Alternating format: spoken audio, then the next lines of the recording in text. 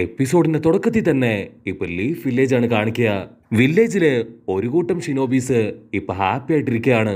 അവര് പറയും ഇപ്പൊ ഗ്രാമത്തില് നല്ല സമാധാന അന്തരീക്ഷമാണ്, ഒരു കുഴപ്പമില്ല. ഗ്രാമത്തിന്റെ മറ്റൊരു ഭാഗത്ത് ജനങ്ങൾ എല്ലാവരും വളരെ ഹാപ്പി ആയിട്ട് അവരുടെ ജോലികൾ ചെയ്യാണ്. കൊനഹമാരും ടീമും അവരുടെ മിഷൻസ് ഒക്കെ കംപ്ലീറ്റ് ആയിട്ട് ഇപ്പൊ മുട്ടായി ഒക്കെ തിന്ന് കൊച്ചു കൊച്ചു തള്ളലൊക്കെ ആയിട്ട് അങ്ങനെ ഹാപ്പി ആയിട്ടിരിക്കും. മറ്റൊരു ഭാഗത്ത് ജോനിയൻസ് എല്ലാവരും ചേർന്ന് ഇപ്പൊ കാർഡ്സ് കളിക്കാണ്. അപ്പൻ നെജി നൈസായിട്ട് അവന്റെ വ്യാഹു കണ്ണുപയോഗിച്ച് കള്ളക്കളി കളിക്കും. അത് കണ്ടുപിടിച്ച ബാക്കി ജോനിയൻസ് ഇപ്പൊ അവനെ ചീത്ത പറഞ്ഞ് ഓടിക്കും. ഇവിടെ ഷിനോബികള് അവര് ഹാപ്പി ആയിട്ട് നിൽക്കുമ്പോ ആ സമയത്ത് ആരോ ഒരാൾ ചാടി വീണ് അതില് 2 ഷിനോബികളെ ഇപ്പൊ കൊന്നു തള്ളാണ്. അത് കണ്ട് പേടിച്ചു വരച്ച് ഇപ്പൊ ബാക്കി ഷിനോബികള് അവർ ചുറ്റും നോക്കും. അത് മറ്റാരുമല്ല, ആ പെയിനും അവന്റെ 6 അംഗ സംഘമാണ്.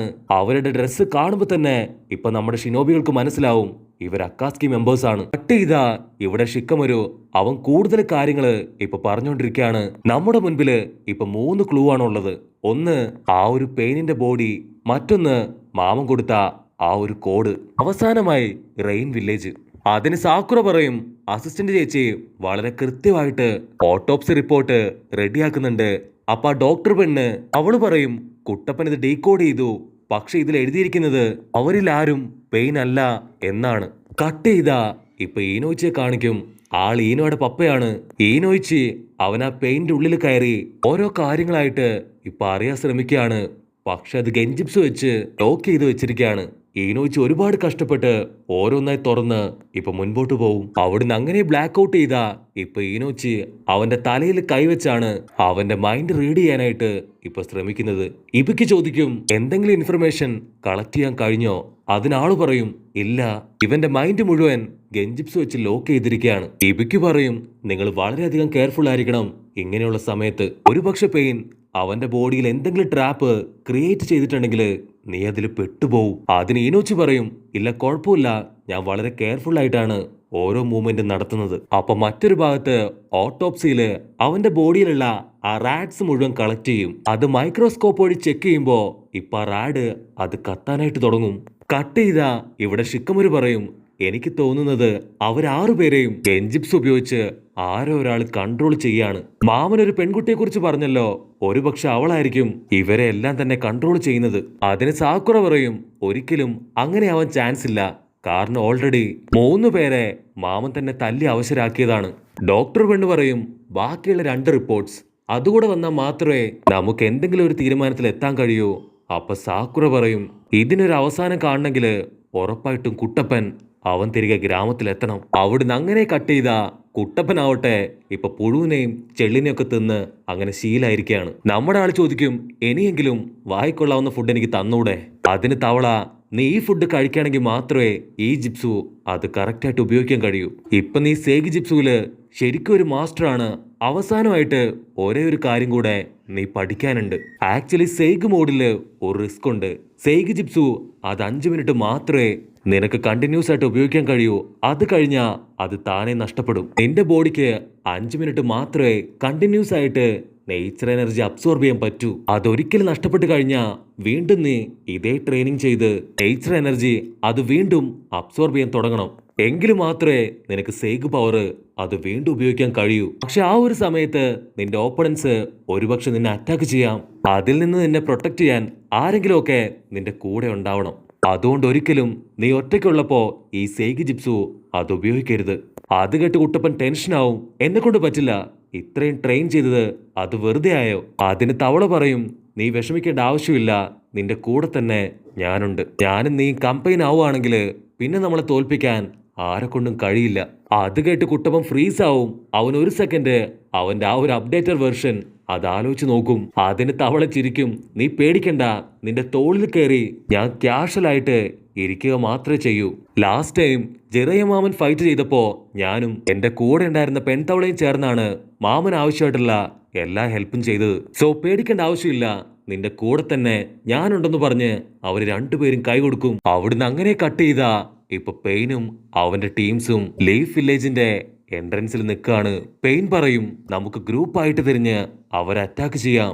അതിലൊരു ടീം ആ 9 ടൈലിൽ തേടി പോണം, ബാക്കിയുള്ളവര് എന്റെ കൂടെ തന്നെ വരണം. നമ്മൾ വളരെയധികം കെയർഫുൾ ആയിരിക്കണം ഇങ്ങനെയുള്ള സമയത്ത്. കാരണം ലീഫ് വില്ലേജ് ചുറ്റും ഹൈ സെക്യൂരിറ്റി ആണ്. നമ്മൾ അകത്തേക്ക് കടക്കുമ്പോ തന്നെ അവർക്ക് കറക്റ്റ് ആയിട്ട് സിഗ്നൽ കിട്ടും. അതിനാ പെണ്ണ് ചോദിക്കും, ഹിറ്റാച്ചി പണ്ട് വളരെ ഈസി ആയിട്ട് ഈ സെക്യൂരിറ്റീസ് എല്ലാം തകർത്ത് അകത്തേക്ക് കയറിയിട്ടുണ്ട്, അതെങ്ങനെയാണ്? അതിന് പെയിൻ പറയും, അവൻ പണ്ട് മുതലേ ലീഫ് വില്ലേജിന് വേണ്ടിയാണ് വർക്ക് ചെയ്തത്. ഗ്രാമത്തിന്റെ മുക്കും മൂലയും അവന് കറക്റ്റ് ആയിട്ട് അറിയാം. അതുകൊണ്ടാണ് അവനെ കൊണ്ട് അതിന് കഴിഞ്ഞത്. ഉടനെ അവരെല്ലാവരും ചേർന്ന് ഒരു പെയിനെ തൂക്കിയെടുത്ത് ലീഫ് വില്ലേജിന്റെ അകത്തേക്ക് ഇപ്പൊ വലിച്ചെറിയും. അവൻ തെറിച്ചുപോയി ആ സെക്യൂരിറ്റി സിസ്റ്റം തകർത്ത് ഗ്രാമത്തിന്റെ ഉള്ളിലേക്ക് ഇപ്പൊ കറങ്ങി അടിച്ചു വീഴും. അപ്പൊ അതേസമയം ഇവിടെ ലീഫ് വില്ലേജിലെ സെക്യൂരിറ്റി സിസ്റ്റത്തില് അലാം അടിക്കാൻ തുടങ്ങും. സെക്ടർ ബിയുടെ ഭാഗത്തേക്ക് ആരോ ഒരാള് കടന്നു വന്നിട്ടുണ്ടെന്ന്. കട്ട് ചെയ്ത ഇവിടെ അസിസ്റ്റന്റ് ചേച്ചി ആ ഒരു ഓട്ടോപ്സി റിപ്പോർട്ട് അത് ഡീറ്റെയിൽ ആയിട്ട് ചെക്ക് ചെയ്യും. മാത്രമല്ല ആ ഒരു റാഡ് അതെന്താണെന്ന് അവൾ കണ്ടുപിടിച്ചു. അവൾ അതുകൊണ്ട് ഷോക്കായിട്ട് നിൽക്കുമ്പോ ഇവിടെ പെയിനും അവന്റെ ബാക്കിയുള്ള ചിങ്കടികളും ചേർന്ന് അവരുടെ ജിപ്സ് ഉപയോഗിച്ച് ഇപ്പൊ ഗ്രാമത്തിലേക്ക് ചാടിക്കയറും. ഗ്രാമത്തിലേക്ക് എത്തിയ ഉടനെ അവരെല്ലാവരും പല പല ദിശകളിലേക്ക് ഓടി ഇപ്പൊ അറ്റാക്ക് ചെയ്യാൻ തുടങ്ങും. ബോംബുകൾ അറഞ്ചം പുറഞ്ചം ഇപ്പൊ വലിച്ചെറിയാണ്. മാത്രമല്ല അവരുടെ നിഞ്ച പവർ ഉപയോഗിച്ച് ഒരുപാട് ജനങ്ങളെ തല്ലിക്കൊല്ലാണ്.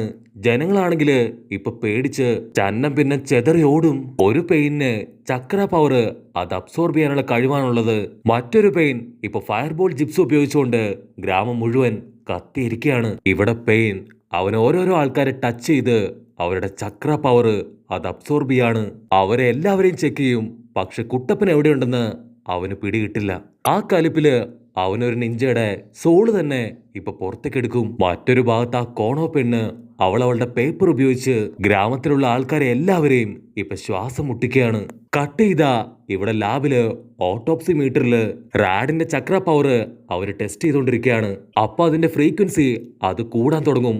അപ്പൊ ഒരുത്തൻ പറയും, ഈ റാഡ് അത് നിസ്സാരമല്ല, ഇതൊരു ചക്ര റിസീവർ ആണ്. ഒരാളുടെ ബോഡിയിൽ നിന്നും ചക്ര പവർ ഇതിനെ കൊണ്ട് അബ്സോർബ് ചെയ്യാൻ കഴിയും. മാത്രമല്ല ഒരാളുടെ ബോഡിയിൽ നിന്ന് മറ്റൊരാളുടെ ബോഡിയിലേക്ക് ചക്ര പവർ ട്രാൻസ്ഫർ ചെയ്യാനും ഇതിനെ കൊണ്ട് കഴിയും. സംസാരിച്ചിരിക്കാൻ സമയമില്ല, ഞാൻ എത്രയും പെട്ടെന്ന് ഈ കാര്യം അത് ഹൊക്കാഗെ ഇൻഫോം ചെയ്യണമെന്ന് പറഞ്ഞ് അവൾ പുറത്തേക്ക് പോവും. പക്ഷെ അപ്പോഴേക്കും ആ ഒരു ബിൽഡിങ് അത് പതി ഇടിഞ്ഞ് തകരാൻ തുടങ്ങും. വലിയ ശബ്ദം കേട്ട് ഇപ്പൊ ഷിക്കമരവും സാക്കുറയും പുറത്തേക്ക് വരും. അവര് ഗ്രാമത്തിന്റെ അവസ്ഥ കണ്ട് ഇപ്പൊ പേടിച്ചു വരച്ച് ഗ്രാമത്തിലേക്ക് ഓടും. കട്ട് ചെയ്ത ഇവിടെ ഈനോച്ചി ആൾ ഒരുപാട് കഷ്ടപ്പെട്ട് ഗെഞ്ചിപ്സും ഒക്കെ തകർത്ത് പേപ്പർ ബോംബൊക്കെ തട്ടിത്തെറിപ്പിച്ച് ഇപ്പൊ അവന്റെ ബ്രെയിന്റെ തൊട്ടടുത്തെത്തും. ഈനോച്ചി വിളിച്ചു പറയും, ഞാൻ കണ്ടുപിടിച്ചു.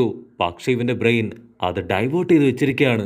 അപ്പൊ മറ്റൊരു ഭാഗത്ത് ആ മെക്ക പയ്യൻ അവന്റെ പവർ ഉപയോഗിച്ച് ഗ്രാമം അടിച്ച് നശിപ്പിക്കുകയാണ്. കട്ട് ചെയ്ത ഇപ്പൊ ഹിനട്ട, ഷീനോ, ചോച്ചി അങ്ങനെ നമ്മുടെ എല്ലാ ഹീറോസും ഇപ്പൊ ഒരു പ്രത്യേക സ്ഥലത്തേക്ക് വരും. അവർക്കാണെങ്കിൽ എന്താ ചെയ്യേണ്ടതെന്ന് അറിയില്ല.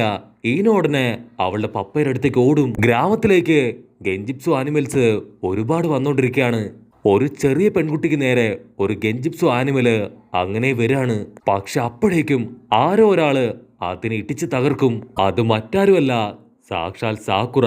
അവളുടനെ ഇപ്പൊ ആ പെൺകുട്ടിയെ ഹീൽ ചെയ്യാൻ തുടങ്ങും. അപ്പൊ വില്ലന്മാര് അവര് സാക്കുറെ തന്നെ നോക്കി നിൽക്കാണ്. ഇറുക്ക സെൻസായി ഓടി വന്നിട്ട് പറയും, എന്താ നടക്കണമെന്ന് അറിയില്ല. പക്ഷെ ഗ്രാമം ഇപ്പോ വലിയ അപകടത്തിലാണ്.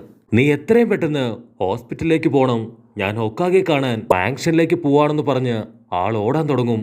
അവിടുന്ന് അങ്ങനെ കട്ട് ചെയ്ത ഹൊക്കാഗയുടെ മാങ്ഷനില് ഹൊക്കാഗെ ആവട്ടെ ഗ്രാമത്തിൽ നടക്കുന്ന അറ്റാക്ക് അത് നോക്കി നിൽക്കും. അപ്പൊ ഒരുപാട് പേര് ഇപ്പൊ മാങ്ഷനിലേക്ക് ഓടി വരും. അവര് വാ തോരാതെ ഓരോരോ കാര്യങ്ങളായിട്ട് ഇപ്പൊ ഹൊക്കാഗയോട് പറയാണ്. അവരിപ്പോ വില്ലന്മാരുടെ ഡ്രസ്സിന്റെ കളറൊക്കെ പറയാൻ തുടങ്ങും. അപ്പൊ ഹൊക്കാഗയ്ക്ക് മനസ്സിലാവും ഇത് മറ്റാരുമല്ല, സാക്ഷാൽ അക്കാസ്കി മെമ്പേഴ്സ് തന്നെയാണ്.